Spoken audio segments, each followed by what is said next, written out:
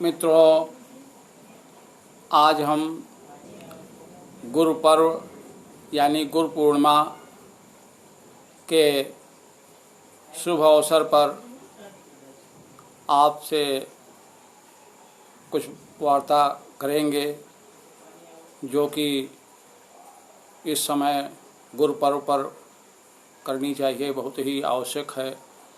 मित्रों, भाई बहनों और अपने सभी बड़ों को यथा योग्य नमस्कार, प्रणाम और सादर स्नेह। आशा है आप सभी ईश्वर की असीम अनुकंपा से खुश, संपन्न और सुखी और स्वस्थ होंगे।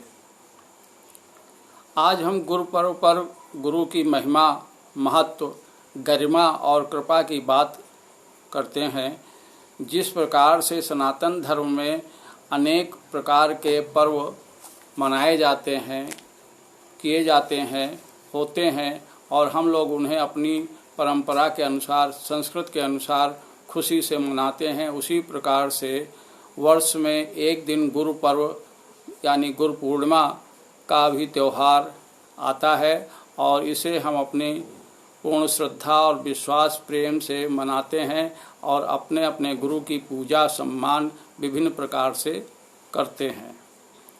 गुरु शब्द वह शब्द है कि गुरु शब्द जो है वो हमें अंधकार से प्रकाश की ओर ही लाता है, ले जाता है प्रकाश की ओर। और प्रत्येक मनुष्य की तो प्रथम पाठशाला माँ ही होती है, गुरु ही होती है और पिता ही होते हैं। तो प्रथम पाठशाला तो माँ होती है और उसके बाद स्कूल का शिक्षक भी गुरु ही होता है। और जो यज्ञोपवीत उपनयन संस्कार यानी जनेऊ जब होता है तो उसमें भी गुरु जो शिक्षा, गुरु मंत्र देता है वो भी गुरु ही होता है। और गुरु आध्यात्मिक गुरु भी होता है, जिससे हम गुरु दीक्षा लेते हैं, गुरु मंत्र लेते हैं, या जिसे श्रद्धापूर्वक श्रद्धा भाव से गुरु मंत्र लेते हैं, वो हमारा गुरु भी होता है। हमारे यहाँ गुरु की बहुत ही महिमा का वर्णन शास्त्रों में पढ़ने में और सुनने में मिलता है। गुरुर्ब्रह्मा गुरुर्विष्णु गुरुर्देवो महेश्वरः गुरु साक्षात् परब्रह्म तस्मै श्री गुरुवे नमः। मैं अपने गुरु के चरणों में साष्टांग प्रणाम, चरण स्पर्श, वंदन करते हैं। गुरु ही ब्रह्मा, गुरु ही विष्णु और गुरु ही महादेव शंकर और गुरु ही साक्षात परब्रह्म है। इस प्रकार से मन में पूर्ण श्रद्धा और विश्वास भक्ति के साथ में गुरु की कृपा प्राप्त करनी चाहिए। और गुरु की कृपा से ही काफ़ी कुछ कष्ट संकट दूर भी होते हैं। गुरु जिस रास्ते पर बताए, जिस मार्ग पर चलने को कहे, जैसे बताए, जो कार्य बताए वो करना चाहिए। अखंड मंडलाकारं व्याप्तं येन चराचरं तत्पदं दर्शितं येन तस्मै श्री गुरुवे नमः। ध्यान मूलम गुरुमूर्ति पूजा मूलम गुरुपदम मंत्र मूलम गुरुवाक्यम मोक्ष मूलम गुरु कृपा। गुरु की कृपा से मोक्ष तक मिल जाता है। बाबा तुलसीदास जी ने अपने रामचरितमानस में लिखा है कि बिनु भव निधि तरय न कोई, गुरु बिनु भव निधि तरय न कोई, जो बिरंच शंकर सम होई। बिना गुरु की कृपा से कोई भी तर नहीं सकता, चाहे ब्रह्मा शंकर के समान ही कोई क्यों न हो। आगे और एक जगह कहते हैं गुरु के विषय में, वह कबीरदास जी का कहना है, गुरु कुम्हार शिष्य कुंभ है, अंतर हाथ सहार दे और बाहर वाहे चोट। जैसे कुम्हार घड़ा बनाता है तो अंदर से हाथ लगाए रहता है और बाहर से उसको पीटता रहता, ठीक करता रहता है। और फिर उसको हाथ लगा करके बाहर निकाल करके उस घड़े को रख देता है। गुरु ठीक वैसे अपने शिष्य के साथ में करता है, उसको हर तरह से योग्य बनाने का पूर्ण प्रयास वो करता है। अब एक और दोहा है, वो भी कबीरदास जी ने ही लिखा है। सब धरती का गद करो लेखन कर वन राय, सात समुद्र की मस करो फिर गुरु गुण लिखा न जाए। वो कहते हैं कि सारी धरती को मैं अगर कागज बना दूं और वन के जितने पेड़ हैं उनकी लकड़ियों की मैं कलम बना करके भी लिखूं और सात समुद्रों की हम स्याही बना दें, मसमाने स्याही भी बना दें, तो भी गुरु के गुणों का वर्णन नहीं प्राप्त कर सकते हैं। गुरु का वर्णन इतना है कि वो भी नहीं हो पाएगा। गुरु हमें अंधकार से प्रकाश की ओर लाता है, यह मुख्य बात है, ज्ञान देता है। और जब तुलसीदास जी अपने रामायण में या आपने सुंदर या हनुमान चालीसा पढ़ी तो उसमें पढ़ा होगा आपने, श्री गुरु चरण सरोज रज निज मन मुकुर सुधार। श्री गुरु चरण सरोज रज, गुरु के चरणों की, चरण रूपी जो कमल फूल है वैसे जो चरण हैं उनके, उसकी रज, रज माने धूल, उस धूल को मैं अपने उससे मन को साफ करके अब आगे का जो है वो वर्णन करूँगा। तो वो उससे अपने गुरु के चरणों की धूल से अपने मन को, मुकुर माने शीशा, उसको साफ कर लेते हैं। फिर आगे कहते हैं एक जगह पर रामचरितमानस में, सिरधरि गुरु पद पंकज धूरी और करो कथा कविता श्रुति सूरी। तो गुरु की कृपा, गुरु के चरण कमलों की धूल, गुरु के चरणों का आशीर्वाद, गुरु का आशीर्वाद हमें काफ़ी कुछ आगे बढ़ाता है। उनकी कृपा हमें मिलना बहुत आवश्यक है। सतगुरु नाम जहाज है, चढ़े सो बेड़ा पार, यहाँ रहे आनंद से अंत बसे हरिधाम। गुरु का नाम एक जहाज है, गुरु एक जहाज है।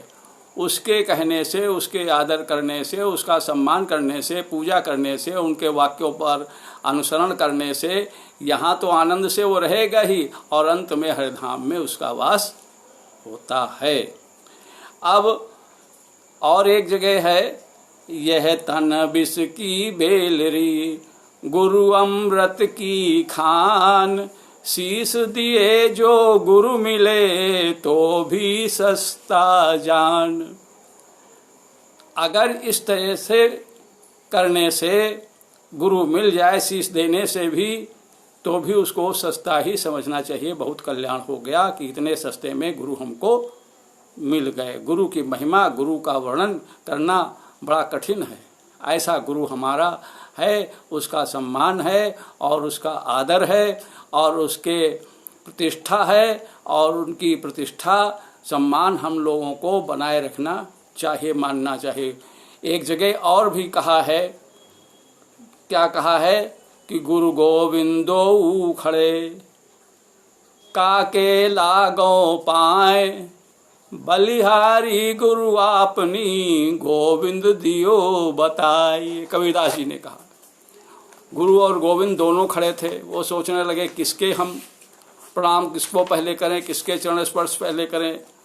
तो गोविंद ने ही बताया कि सबसे पहले गुरु की वंदना, गुरु को प्रणाम करो। इसी तरीके से एक और भी वर्णन मिलता है। इसमें ज़्यादा व्याख्या करने से समय कुछ ज़्यादा लग जाएगा, तो वीडियो कुछ लंबा हो सकता है। थोड़ा सा एक प्रसंग रखेंगे। आप लोग सब समझदार हैं, आप लोग समझ लेंगे, रामायण पढ़ते हैं, जानते हैं। रामचरितमानस में गुरु आयो अभिमान ते उठ नहीं कीन है प्रणाम, ये उधर उत्तरकांड के उसमें सारा हम आपको कर रहे हैं। आप लोग ज्ञानी पुरुष हैं, आप सब समझ जाएंगे। तो तभी एक वो रुद्राष्टक जो बना, गुरु ने प्रार्थना की शंकर भगवान से कि इसको श्राप न दीजिए और शिष्य को, और तब वो रुद्राष्टक बना, नमामि समीशान निर्वाण रूपम। आप सभी लोग जानते हैं, समझते हैं उस बात को। अब तो गुरु का चरण स्पर्श करें, और गुरु ही ब्रह्मा है, गुरु ही विष्णु है, गुरु ही सब कुछ है। अब आगे बात करते हैं कि गुरु पर्व पर अपने अपने गुरु जी की कृपा प्राप्त करनी चाहिए, और उनको माला पहनाएं, पूजन करें, फल फूल दें, अर्पण करें, वस्त्र दक्षिणा आदि अपनी श्रद्धा और भक्ति शक्ति से, पूर्ण श्रद्धा व विश्वास से बनाए रखकर करें, और गुरु की कृपा गुरु पर्व पर अवश्य प्राप्त करें, गुरु का आशीर्वाद प्राप्त कर लें। और गुरु का जो गुरु जी ने आपको मंत्र दिया हो, उस गुरु मंत्र का जाप भी आप करें।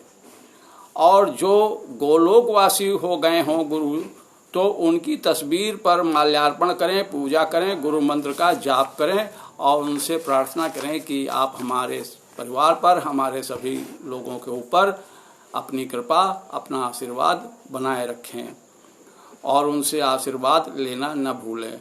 मुख्य रूप से गुरु की सेवा बड़े प्रेम, लगन और श्रद्धा विश्वास से करें।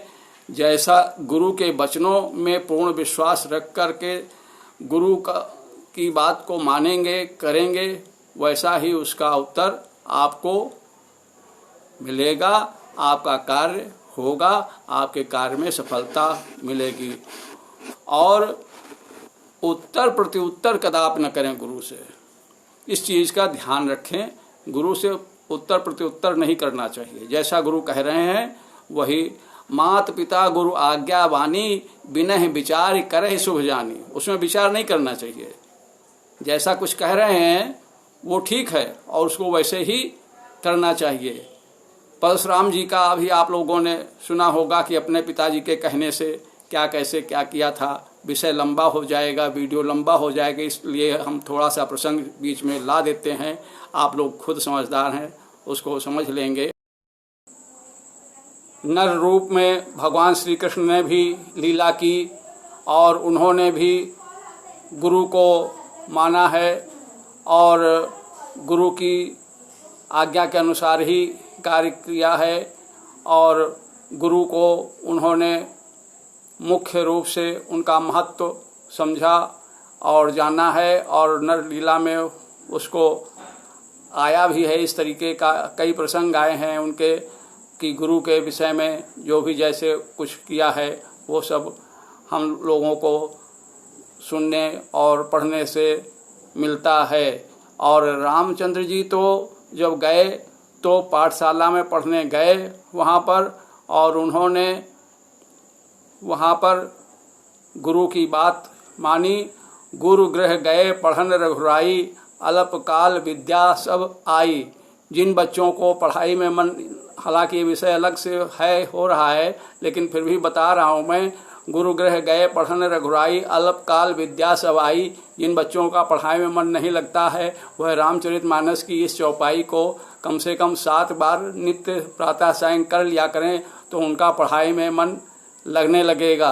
और गुरु सांदीपन के यहाँ कृष्ण भगवान भी शिक्षा लेने गए थे, तो इसलिए गुरु का महत्व ही सर्वोपरि है, और गुरु की आज्ञा, गुरु का आदेश पालन करना चाहिए।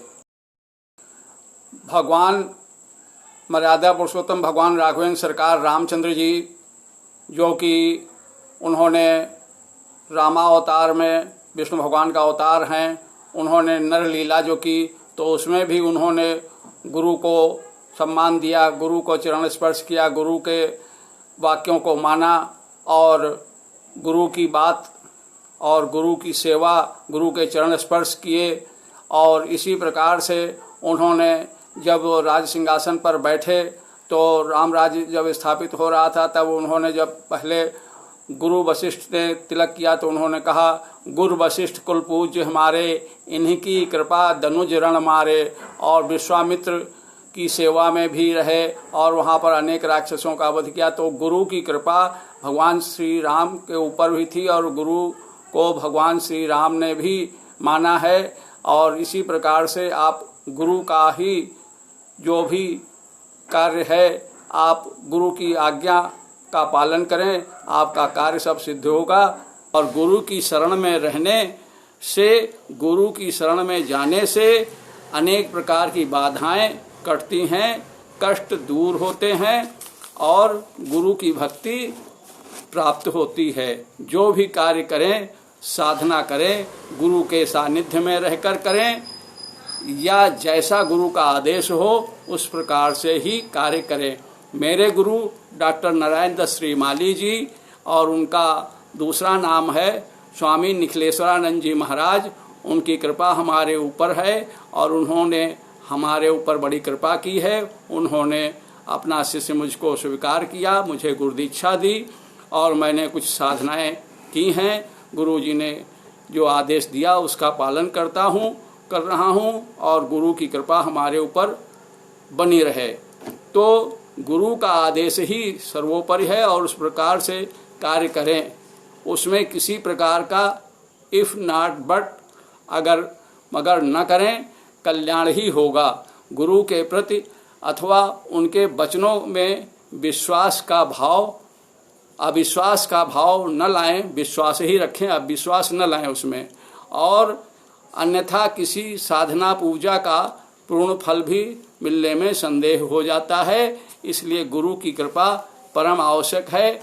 आज मैंने ये गुरु पर्व पर आपसे अपने विचार साझा किए और गुरु की कृपा हमारे सभी पर, आप सभी पर बनी रहे। धन्यवाद।